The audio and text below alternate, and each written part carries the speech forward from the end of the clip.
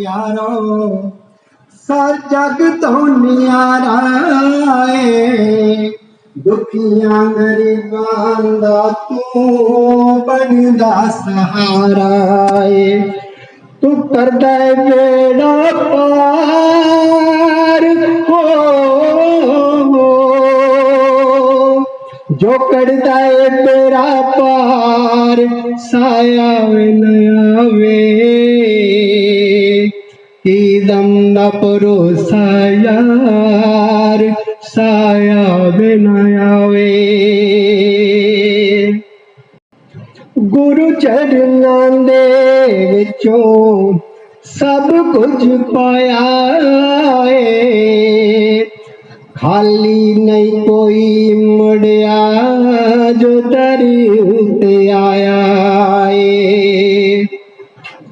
गुरु चरनां दे विचों सब कुछ पाया है खाली नहीं ओ मुड़दा जो दरी उत्ते आया है कर उस मालिक नाल प्यार हो कर उस मालिक नाल प्यार साया वे न आवे दम न भरोसा यार साया वे न आवे दम न भरोसा यार साया वे न आवे मिट्टी दे खडौने तू मिट्टी हो जावेगा पाप दे समुंदरा चों मोती किवें पावेगा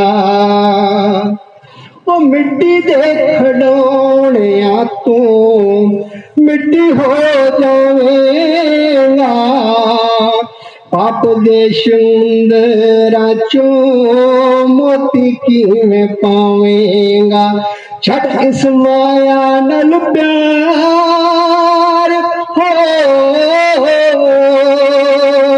छट इस माया नाल प्यार साया न आवे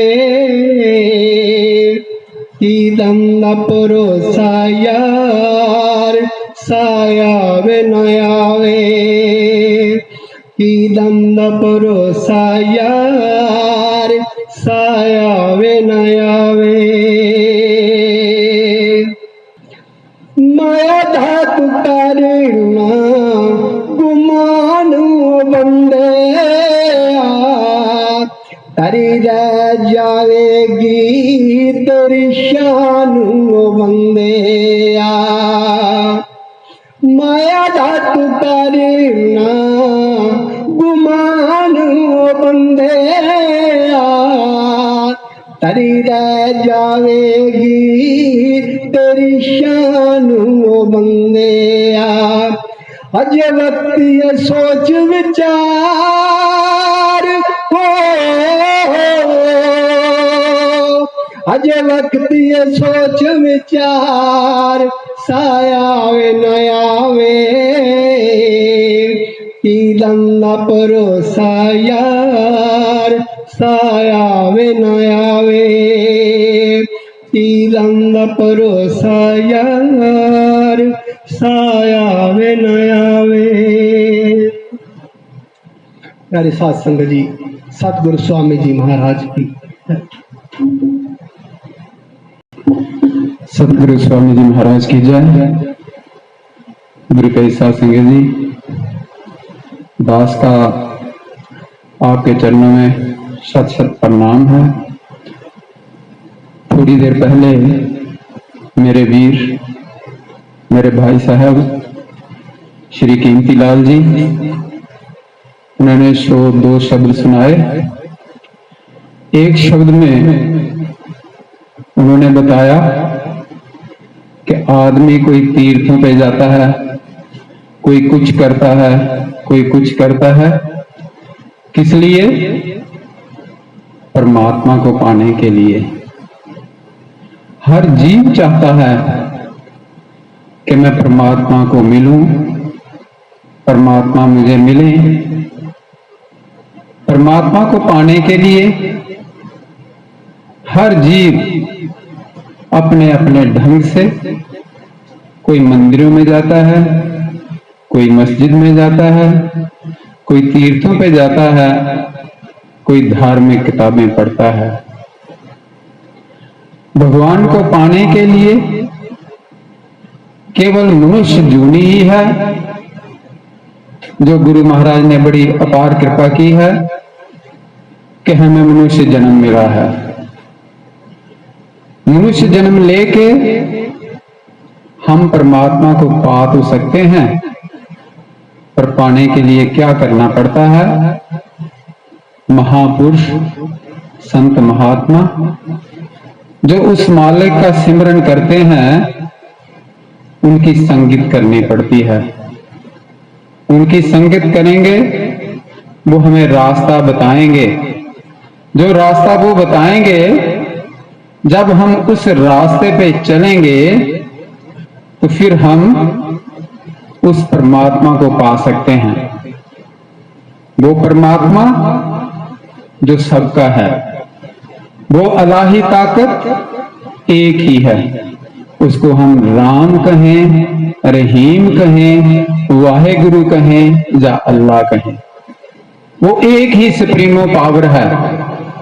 तो उस पावर का एक छोटा सा अंश हम सब में है। हम सब में उस परमात्मा का एक छोटा सा अंश है, जिसको हम आत्मा कहते हैं। संत महात्मा हमें कहते हैं कि भाई तू बाहर क्या ढूंढता है, वो तो तेरे अंदर है, तेरे पास है। वाणी में लिखा है, सब किश घर में बाहर नाही, बाहर टोला सो परम पुलाही। क्या भगवान तो हमारे अंदर है, पर हम भगवान को ढूंढने के लिए बाहर जाते हैं। बोलते भगवान बाहर नहीं है, तेरे अंदर है, केवल तरीका चाहिए, युक्ति चाहिए। जब हमें तरीका मिल जाएगा तो गुरु पैसा संगत जी हम उस परमात्मा को अपने अंदर पा सकते हैं। पर उसके लिए एक शर्त भी है। शर्त क्या है? शर्त है कि मन में प्रेम होना चाहिए, दृढ़ निश्चय होना चाहिए, विश्वास होना चाहिए। जब ये तीन चीजें हमारे साथ हैं तो गुरु कैसा संगत जी ऐसा कभी नहीं हो सकता कि गुरु महाराज कृपा ना करें। गुरु महाराज कृपा करते हैं, पर उसके लिए हमारे मन में प्रेम होना चाहिए। हम धार्मिक किताबें पढ़ते हैं, सोचते हैं कि शायद भगवान इन किताबों में है, पर वाणी में लिखा है, पोथी पढ़ पढ़ जगमुआ, पंडित भया ना कोई, ढाई अक्षर प्रेम के पढ़े सो पंडित होए। अब जहां एक सवाल पैदा हो जाता है कि पंडित कौन है? ढाई अक्षर प्रेम के क्या हैं? जिनके हृदय में जो प्रेम जो है, गुरु कैसा जी संसार में जितनी भी चीजें हैं, हर चीज का मापदंड है। हर चीज हम माप सकते हैं, उसका अंदाजा लगा सकते हैं कि ये कितनी है। जिस तरह मिसाल के तौर पे दूध जो है, दूध को हम मापते हैं, उसके लिए लीटर है। हम अपना शरीर नापते हैं, उसके लिए वजन करते हैं। बाजार में जाते हैं, दुकान से कोई सौदा लाते हैं, वो केजी के हिसाब से लाते हैं। लेकिन प्रेम ऐसी चीज है, इसकी था नहीं है। ये जितना करो उतना कम है। तभी वाणी में लिखा है, जिन प्रेम कियो तिन ही प्रभ पायो। पंडित हम समझते हैं कि शायद पंडित वो है जिसने धार्मिक किताबें पढ़ ली। पंडित शायद वो है जिसने ब्राह्मण के घर में जन्म ले लिया है। पंडित शायद वो है जो हिंदू मत के मुताबिक वेद शास्त्रों का ज्ञाता है, वेद शास्त्र पढ़ लिए तो वो पंडित हो गए। बोले नहीं, वो विद्वान जरूर हो सकता है, उसके अंदर उसने रटन कर लिए, सब जवानी याद कर लिए, श्लोक याद कर लिए, लेकिन असली पंडित कौन है? जिसने परमात्मा को अपने अंदर देख लिया है, जिसने पहचान लिया है अब्बल अल्लाह नूर ओ पाया, कुदरत दे सब बंदे, एक नूर ते सब जग उपजिया, कौन भले कौन मंदे। जिसने ये पहचान कर ली कि सबके अंदर एक ही भगवान है, उस भगवान का नूर सबके अंदर है, जब ऐसी पहचान हो जावे तो गुरु पैसा संगे जी फिर जीव जो है उस परमात्मा को पा लेता है। इसलिए वाणी फरमाती है कि नाम का सिमरन, अगर नाम का सिमरन है तो गुरु पैसा संगे जी जीव जो है उस परमात्मा को पहचान सकता है। तो नाम का सिमरन करने की युक्ति कहां से मिलती है? संत महात्मा से मिलती है, पूर्ण गुरु से मिलती है। जो पूर्ण गुरु की संगत करता है उनसे नाम दीक्षा लेकर नाम का सिमरन करे तो गुरु पैसा संगे जीव आनंद मानता है, ऐसे सुख को प्राप्त कर लेता है जो सुख कभी खत्म नहीं होता। कबीर साहब जी महाराज अपनी वाणी में लिखते हैं, नाम जपत सब ही मिटे, मोह मन साके दाल, मानो चिंगी आग की पड़ी पुरानी गाल। अगर हम नाम का सिमरन करेंगे तो हमारे जितने भी दुख हैं या पाप किए हुए हैं वो सब नष्ट हो जाते हैं, ज्ञान हो जाता है, समझ आ जाती है। मिसाल भी देते हैं कि जैसे कितना भी सूखे घास का ढेर हो उसको एक चिंगारी आग की उसको जला देती है। नाम में इतनी ताकत है, पर जो नाम का सिमरन करता है वही जानता है, जो नाम का सिमरन नहीं करता गुरु पैसा संगे जी उसको समझ नहीं आती, वो समझ नहीं सकता कि भगवान कहाँ है। इसलिए फरमाते हैं हम संसारी जीव सुख की तलाश करते हैं, सुख ढूंढते हैं, पर इस संसार में सुख कहाँ है? अगर 4 दिन सुख के आते हैं, एक दिन ऐसा दुख आ जाता है जो कि हमारे सुख, जितने भी सुख हमने भोगते हैं वो भी दुख में हो जाते हैं, सारा दुख ही दुख नजर आता है। इसलिए वाणी में लिखा है कि इस संसार में दुख जो है, संतों महात्माओं ने, कबीर साहब ने कहा है कि जो दुख मुझे भगवान की याद दिलाता है मैं उस दुख से बारे बारे जाता हूं। उन्होंने फरमाया है, सुख के माथे सिल पड़े जो नाम हृदय से जाए, बलिहारी बा दुख की पल पल नाम रटाए। दुख में सिमरन सब करे, सुख में करे न कोई, जो सुख में सिमरन करे तो दुख काहे को हो। कबीर साहब जी महाराज फरमाते हैं कि सुख के माथे सिल पड़े, सिल कहते हैं पत्थर को, बहुत बड़ा पत्थर उसके ऊपर पड़ जाए कि जो नाम हृदय से जाए। अगर सुख आ गया, भगवान का नाम भूल गया, तो कबीर साहब जी कहते कि ऐसा सुख नहीं चाहिए। बोले इस ऐसे सुख से हमें वो दुख बहुत अच्छा लगता है जिस दुख में हम पल पल हर समय नाम का रटन करते हैं। अब सवाल पैदा होता है कि नाम जो है, नाम किसको कहते हैं? नाम 2 प्रकार का है, वर्णात्मक और धुनात्मक।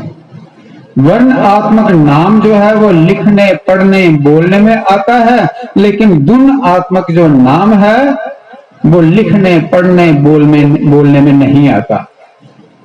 धुनात्मक की महिमा संत महात्मा करते हैं, तो धुनात्मक नाम को वही सुन सकता है जो नाम का सिमरन करता है। तो नाम के सिमरन करने से कबीर साहब जी कहते हैं, सिमरन से सुख होते हैं, सिमरन से दुख जाए। कहे कबीर सिमरन किए साईं माई समाए। पहले ही अर्ज की कि हम सबके अंदर आत्मा है, एक छोटा सा अंश है उस परमात्मा का। कबीर साहब जी कहते हैं कि अगर हम सिमरन करेंगे तो साईं माई समाए। साईं भगवान को कहा है, बोले कि उसी के साथ समा जाएंगे, उसमें मिल जाएंगे। जिस तरह मिसाल देके कहते हैं कि छोटी छोटी नदियां बहती हैं, जब छोटी छोटी नदियां अलग से बहती हैं तो उनको हम नदी कहते हैं। तो जब वही नदियां गंगा में जाके गिर जाती हैं, जब समुद्र में जाके गिर जाती हैं, तो फिर इसको ना तो कोई नदी कहता है तो ना ही कोई और नाम देता है। अगर गंगा में गिरी तो गंगा का रूप हो गई, तो अगर समुद्र में गिरी तो समुद्र में समा गई। यही हिसाब जो संत महात्मा का कहना मानकर नाम का सिमरन करता है तो उसको समझ आ जाती है कि शब्द की धुन जो हर एक के अंदर हो रही है गुरु के साथ संगत जी, उस धुन को सुनना कोई जीव जो संतों महात्माओं का कहना मानकर, अपने गुरु का कहना मानकर उस नाम का सिमरन करता है, फिर उस धुन को सुन लेता है।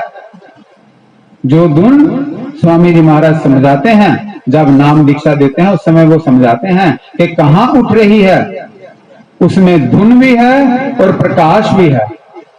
प्रकाश इतना है कि हम इन दोनों आंखों से उस प्रकाश को देख नहीं सकते। उस प्रकाश को देखने के लिए हमें सिमरन करना पड़ता है।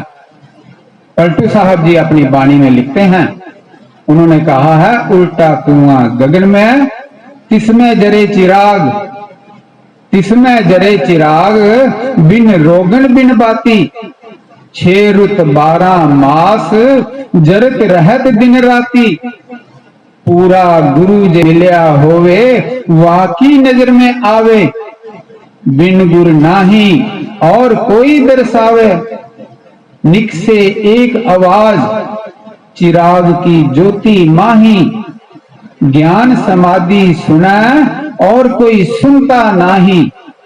जो कोई सुने ताके पूरन भाग, उल्टा कुआं गगन में तिसमें जरे चिराग। फरमाते हैं कि हमारे जो मस्तक की बनावट है उल्टे खूह की तरह है, कुएं की तरह है। तो इसमें ज्योत जल रही है, 24 घंटे जल रही है। हम सो जाएं फिर भी वो अखंड ज्योत जलती है। उन्होंने कहा 6 रुत 12 मास जरत रहत दिन राती, वो दिन रात जलती रहती है। 4 ऋतुएं होती हैं, उन ऋतुओं में भी जलती रहती है। उसकी नकल हम बाहर करते हैं, बाहर ज्योत जलाते हैं। हवा का झोंका आया, ज्योत बुझ गई। रुई खत्म हो गई, ज्योत बुझ गई। तेल खत्म हो गया, ज्योत बुझ गई। लेकिन जो अखंड ज्योत हमारे अंदर जल रही है वो कभी बुझती नहीं। तो जब वो बुझ जाती है तो फिर ये 5 तत्व का पुतला जो है ये मिट्टी में मिल जाता है। अपने अपने तत्व अपने अपने तत्वों में समा जाते हैं। इसलिए संत महात्मा बार बार कहते हैं कि भाई नाम का सिमरन करो। बिना साच सिमरन नहीं, बिन पैदी भक्ति न हो। पारिस से पर्दा रहा, कंचन किस विध हो। समझाते हैं कि साच, बिना साच सिमरन नहीं। अगर हृदय में कपट है तो जितना मर्जी सिमरन कर लो। अगर हृदय साफ नहीं है, अगर मंदिर भी आए दिखावे के तौर पर आए, अगर संतों महात्माओं की संगत की दिखावे के तौर पर संगत की, जिस तरह राजा पीपा, उसकी आपने बहुत बार कथा सुनी हुई है।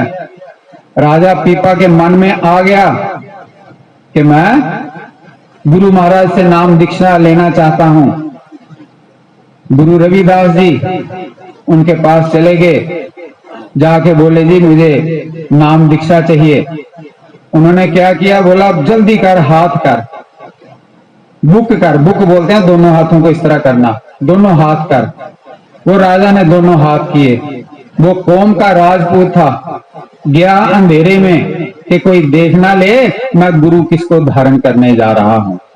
क्योंकि रविदास जी, गुरु रविदास जी चमार परिवार से थे, तो वो सोचते थे कि नीच जाति के हैं और मैं ऊंची जाति का हूं, इसलिए वो अंधेरे में गया उनको गुरु धारण करने के लिए। जब गुरु धारण करने के लिए गया तो उन्होंने वो जो पानी था उसको दिया, बोले पियो, कुन्ना का पानी। कुन्ना वो मटका होता है, उसमें पानी वो है, वो पीने को दिल नहीं करता। जब उसको राजे को दिया, वो पीने लगा तो उसने दिखावे के तौर पर हाथ अपने मुंह के साथ लगा लिए तो पानी अपनी पोशाक में गिरा दिया, सारा पानी पोशाक में गिरा दिया। तो महलों में गया, जाके वजीर को बोलता है मेरी पोशाक गंदी हो गई है, इसको साफ करवाओ। वो अपनी बेटी को, वो धोबी को देता है, वजीर धोबी को देता है कि इसको साफ करवाओ। जब वो धोबी जो है अपनी बेटी को देता है, बेटी ये बादशाह की फराक कमीज है, इसको अच्छे से साफ करना, ये उनके राजा के वस्त्र हैं, इनको अच्छे से साफ करना, कोई दाग रह ना जाए। जब वो धोने लगी तो वो दाग जो है और ज्यादा निखरता जाता है। तो उसने क्या किया, स्वाभाविक के तौर पर मुंह में डालकर उसको चूसना शुरू किया।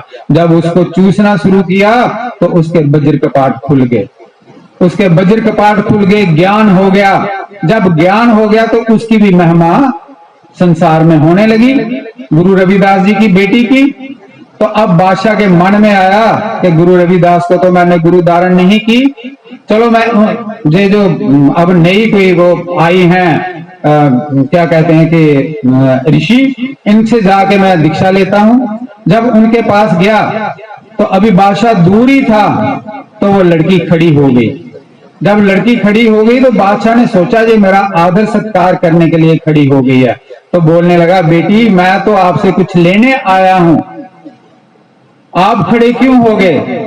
बोलने लगी बादशाह मैं आपके लिए खड़ी नहीं हुई, मैं खड़ी इसलिए हुई हूं कि जो मुझको प्राप्त हुआ है वो आपसे प्राप्त हुआ है, जो मुझे ज्ञान हुआ है वो आपसे मिला है। बादशाह कहने लगा वो कैसे? तो उन्होंने पूरी कहानी सुनाई। जब पूरी कहानी सुनाई तो बादशाह वहां से भागा, दोबारा गुरु रविदास जी के चरणों में जाके मत्था टेका, बोलने लगा महाराज मुझसे गलती हो गई। बोलने लगे गुरु रविदास जी भाई तुमने जो पानी समझ के बिखेर दिया वो पानी नहीं था, वो तो हर्षों से आया हुआ अमृत था जो मैंने तेरे को दे दिया था। जो संत महात्मा की संगत करते हैं उनका कहना मानते हैं, अगर उनका कहना मान जाता, पी जाता, तो जो ज्ञान उसकी बेटी को हुआ, धोबी की बेटी को, वो उस बादशाह को हो जाता। इसलिए संत महात्मा बार बार यही कहते हैं कि भाई सिमरन करो, तो सिमरन करना है कैसे करना है? सिमरन की सुध ज्यों करो, सिमरन की सुध ज्यों करो, जैसे दाम कंगाल। कह कबीर बिसरे नहीं, पल पल लेत संभाल। सिमरन से मन लाइए, जैसे पानी मीन, प्राण तजे पल बिसरे।